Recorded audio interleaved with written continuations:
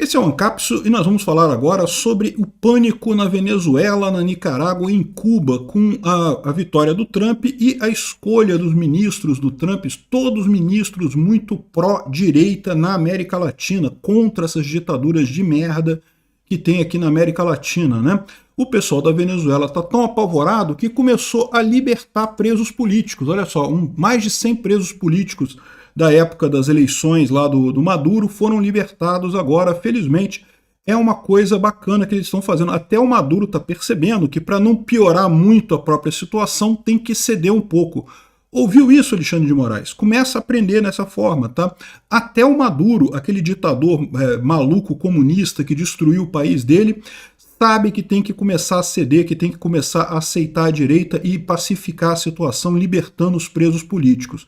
Vamos ver quanto tempo que vai levar para os idiotas do STF perceberem que tem que fazer isso aqui no Brasil também. Essa notícia foi sugerida por Milei Turguniev, meu nome é Bin, Mr. Bin e várias outras pessoas. Obrigado aí ao pessoal que sugeriu notícias lá no nosso site, no visãolibertaria.com. E obrigado a você que está assistindo o nosso vídeo. Se você gosta do nosso conteúdo, por favor, deixe o seu like, se inscreva aqui no canal, né? Pois bem, efeito Trump, né? Pânico nas ditaduras de Cuba, Venezuela e Nicarágua. É o que eu falo para vocês. Todos os governos de esquerda da América Latina não gostaram da vitória do Trump, né? Todos ficaram preocupados. O Lula está preocupado, o Gustavo Petro está preocupado, a mulher lá do Peru está preocupada, está todo mundo preocupado na América Latina, governo de esquerda, evidentemente, né?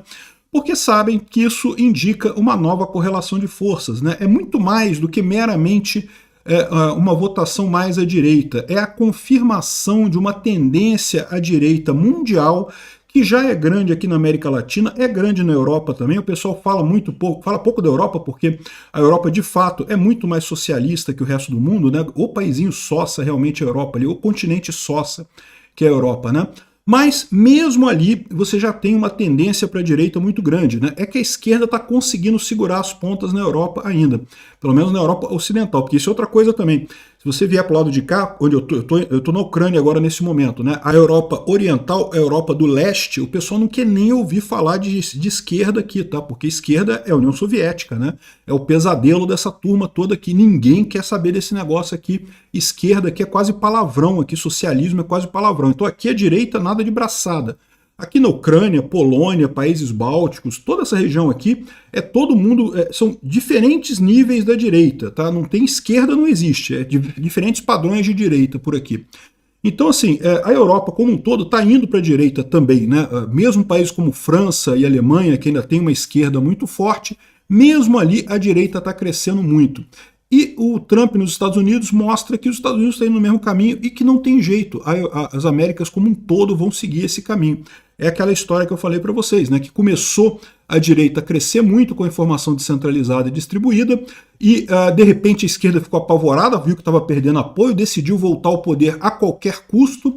Fizeram isso em vários países. Na Argentina elegeram o Alberto Fernandes, nos Estados Unidos elegeram o Biden, aqui no Brasil elegeram o Lula.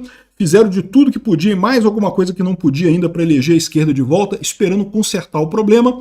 Só que como já mostrou a derrota do Alberto Fernandes lá na Argentina e agora a derrota da Kamala Harris, né, dos democratas lá nos Estados Unidos, isso não resolve o problema. Por quê? Porque os governos de esquerda que tomaram posse são governos fracos, governos que têm que pagar o apoio para se manter no apoio, então a economia vai para o saco, e mais do que isso, essa mudança é uma mudança muito mais profunda do que eles acreditavam. Eles achavam que a direita era um acidente de percurso, um soluçozinho ali. Ah não, porque fizeram um disparo em massa de WhatsApp ali e o pessoal gostou da direita e resolveu para a direita, uma madeira de piroca do Haddad, não sei o que lá, que isso resolveu. É uma ilusão isso, uma idiotice. Nunca teve sentido essa explicação da esquerda para esse tipo de coisa. O que está acontecendo é que realmente a população está mudando de posição política, está nessa conversa descentralizada e distribuída na internet, as pessoas estão se percebendo muito mais conservadoras e religiosas do que eram antes, né, do que se viam antes. E estão indo para a direita, que é o natural disso, né? É o que eu falo para vocês. O Nordeste, por exemplo, é curioso como é que o Nordeste ainda vota no Lula. Eu já expliquei isso para vocês. É porque o Nordeste ainda tem essa visão da informação centralizada. Isso é o que está fazendo a diferença. O Nordeste é ainda mais conservador que a média do Sul e do Sudeste e do resto do Brasil. O pessoal lá é extremamente conservador, extremamente religioso. Quando esse pessoal começar a participar mais de discussão em rede social, meu amigo, acabou, o Nordeste vira direita rapidinho, num instante, né? Tem também o fato de que o Lula é uma pessoa lá do Nordeste, então isso também, evidentemente, ele tem alguma vantagem nisso, né? Mas é o que eu falo para vocês, a gente ainda vai ver o Nordeste indo para a direita e com muita força ainda. Enfim, esse é o efeito geral. Mas isso é muito pior para Venezuela, Cuba e Nicarágua. Por quê? Porque esses países já atravessaram o Rubicão, né? O Rubicão, vocês sabem, é um rio mitológico, é na Grécia, né? Rubicão é Grécia, né? Agora eu não lembro. Mas é um rio mitológico que quer dizer que você morreu, né? Passou para o lado de lá, já foi para o lado de lá. Ou seja, são países que já abandonaram a democracia, já estão na ditadura aberta.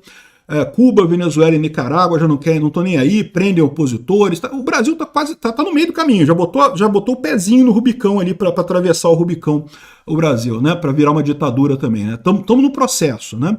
Vamos ver, ainda tem expectativa que Bolsonaro vai concorrer em 2026. Vamos ver como é que vai ser isso. Mas em Cuba, Venezuela e Nicarágua não tem mais nada, nenhuma expectativa nisso. Então, esse pessoal já sabe que vai ter cacetada do Trump. E qual que é o problema que eles têm? Os Estados Unidos ainda é o grande parceiro do mundo todo em muita coisa comercial e também em muita coisa de financiamento, tá? E é isso que eu sempre lembro o pessoal gosta de apontar que, por exemplo, que o Brasil, não, porque o comércio do Brasil com a China é maior do que com os Estados Unidos, então os Estados Unidos não é mais importante. Não, dá uma olhada na balança de investimentos para você ver uma coisa. Investimentos da China no Brasil. Tem nada. Investimento dos Estados Unidos no Brasil. Ah, entendeu o problema? Pois é, então assim, ainda tem muita coisa, tem muita ligação do Brasil com os Estados Unidos, e os Estados Unidos é a grande locomotiva do mundo, né? É o que eu falo, não tem como negar isso, né? Os Estados Unidos tem uma força econômica enorme no mundo. A China está crescendo, mas está cheia de problema lá também, e sem apoio dos Estados Unidos, eu suspeito que a China desaba muito rapidamente. Então vamos ver o que vai acontecer nisso daí. Esses países, particularmente, estão preocupadíssimos, né? Além disso, o Trump colocou o Michael Waltz no Conselho Nacional de Segurança e colocou o Marco Rubio nas relações exteriores, né, no Ministério do Exterior. Dois senadores da Flórida que são... o Michael Waltz é congressista, né, deputado, e o Marco Rubio é senador. Mas os dois são da Flórida e os dois têm ligações com a América Latina e são fortemente opositores à esquerda latino-americana.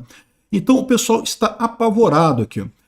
Em Venezuela, a ditadura do Maduro está liberando presos políticos. Na Nicarágua, Ortega está desterrando sacerdotes e opositores aceleradamente. Enquanto em Cuba, redobram a repressão e a vigilância. O pânico é total.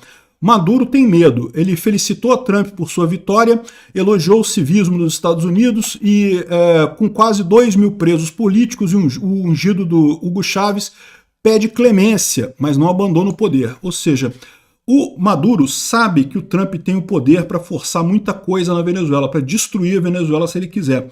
Então ele já começou aqui, liberou um monte de presos políticos, mais de 100 presos políticos, ainda é pouco, perto dos 2.000 quase presos políticos que foram feitos na época das eleições, né? Vocês lembram quando teve as eleições do Maduro, né? O Maduro perdeu, mas deu um golpe e disse que ganhou, e aí começaram protestos muito violentos lá na Venezuela, vários protestos que tiveram lá, e foram reprimidos com muita violência. Um monte de gente foi presa, até crianças foram presas, né?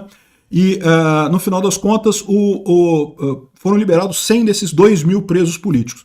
Ainda é pouco, mas já é um primeiro passo disso daí, já é o Maduro mostrando que está preocupado com o efeito Trump. Ele sabe que vai ter que agradar o Trump agora, né? Daniel Ortega também está em estado de pânico.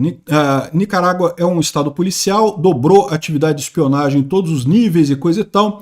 E o maior temor de Ortega é Marco Rubio, né? Durante as eleições em 2018, durante a rebelião de abril, o chanceler americano e o embaixador Francisco Campbell chegaram à oficina, ao escritório do Marco Rubio e que juraram que queriam diálogo e paz e coisa e tal, mas nunca cumpriu isso, ou seja, o Ortega tentou fazer acordo com o Marco Rubio, não cumpriu sua parte do acordo, então ele sabe que agora o Marco Rubio com poder vai poder cobrar muita coisa, né? Enfim, é uma situação complicada para esse pessoal, mas estão fazendo pelo menos, estão fazendo o ponto correto, estão liberando. fazendo aquilo que eu acho que o STF deveria fazer também, apaziguar a situação, moderar a situação, entender que não tem nada de errado com a direita no Brasil, na direita não é golpista, não teve tentativa de golpe nenhum, isso aí é propaganda do pessoal, não dá para reviver o PSDB já morreu, esquece Alexandre de Moraes, o PSDB não vai voltar a ser a política brasileira, vai ser Bolsonaro ou daí para mais à direita ainda. Então, o negócio é isso, é a pacificação, é entrar num caminho democrático verdadeiro, de aceitar outras opiniões políticas diferentes das suas, né?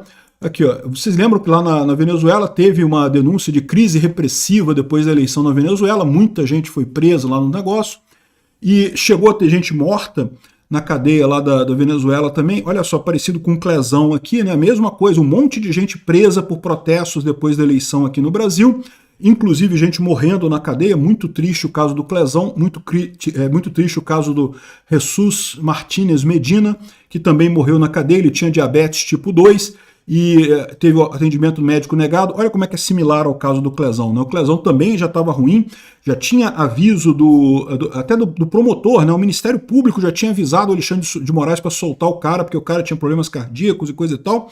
O Alexandre de Moraes não... tem que prender, bolsonarista, tem que bater, arrebentar e não sei o que lá, acabou matando o cara, né? Maduro fez a mesma coisa, mas agora o Maduro já está cedendo, o Maduro já está indo no caminho correto, já está sendo mais esperto que o Alexandre de Moraes. Isso daqui é o momento da libertação de presos políticos, garoto aqui, meninos foram presos políticos lá, né? Da mesma forma que no Brasil tem um monte de gente lá, de criança lá, de senhoras com bíblia, senhoras de idade, mães de família, pessoas que não têm nenhuma lógica estarem presas lá em Brasília, né? E no entanto, né, a prisão política é realmente muito triste no final das contas, né? Enfim, entenda, aprenda, Alexandre de Moraes, até o Maduro está cedendo. Você vai ter que fazer isso em algum momento. Não fazer isso vai ser pior para o STF. Por quê? Porque vai dar mais força para a direita e vai dar mais certeza de que a gente está do lado certo, que o correto é fazer impeachment de uma leva do pessoal do STF. Em algum momento isso vai acontecer, em algum momento a direita vai conseguir eleger gente suficiente para fazer isso. Obrigado por assistir o vídeo até o final. Além de curtir, compartilhar e se inscrever no canal, considere se tornar patrocinador com valores a partir de R$ 1,99. Clique no botão Seja Membro abaixo para saber as condições e vantagens de patrocinar o canal. Mais informações sobre o nosso projeto, visite nossos sites indicados na tela.